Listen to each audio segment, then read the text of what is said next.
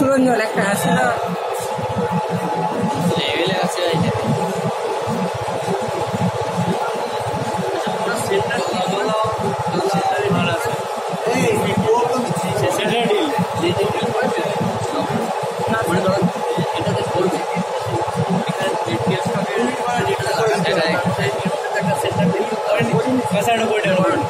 তাহলে সেটা করি ঠিক আছে সেন্টার ডিল